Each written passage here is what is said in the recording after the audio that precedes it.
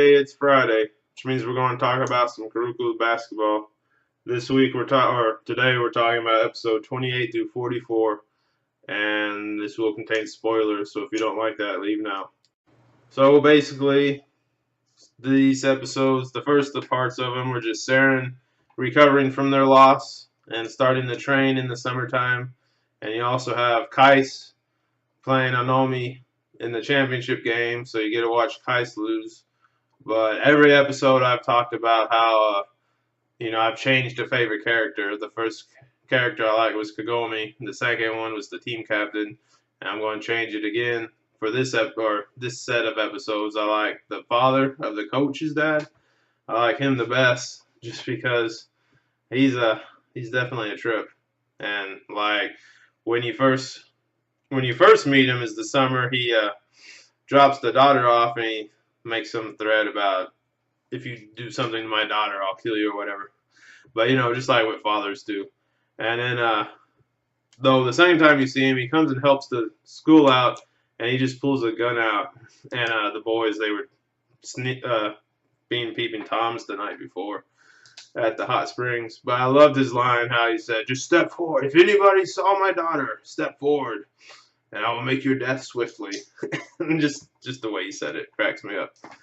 And skipping ahead a couple episodes, I think it's funny that his generation, the father, because you find out he played on the national Japanese basketball team, but you find that the coach, there's two coaches that were also played on his team. Now they're coaching. I thought that was interesting how you get to see the cycle. It makes me wonder if the generation of miracles will be like that too when they get older, if they're like saying that's what's going to happen. And you also see that when you meet Alex, who was Kagome's mentor, you could say, and how she, had to give up sports just because of her age, and she went to coaching, and that's how she found happiness. So I'm kind of curious if they'll ever flash forward, say 20 years, and show the generation of 5 coaching another generation, or generation of miracles. Anyway, going on to other things, Anomi finally lost. Saren put everything on the line to beat him, and apparently they'll never be able to beat him again because of Kuroko's. They'll know his trick now, which I don't know if that's true or not.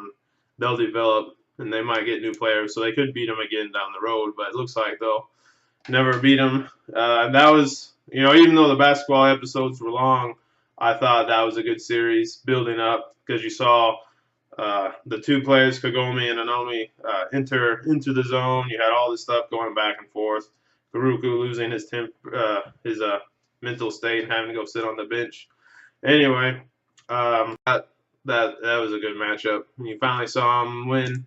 And then at the end, when the captains of the losing team, how they go into the locker. See, this is why I like this basketball game so much, or this show so much, because it shows little things like that. After that team loss, it showed those captains in there retiring and saying goodbye and passing the torch, the captain passing the torch to the new captain. That's what sticks out about this show. That's what sticks out to me the most, is those little things like that, not the actual basketball games. And finally, Alex, I don't know if anybody noticed that or not, but I thought it was funny. She went to UGLA instead of UCLA. I thought that was kind of funny that they couldn't say UCLA, but they could, they said she was in the WNBA. So I was curious about the copyright laws there, why they couldn't say UCLA but could say WNBA.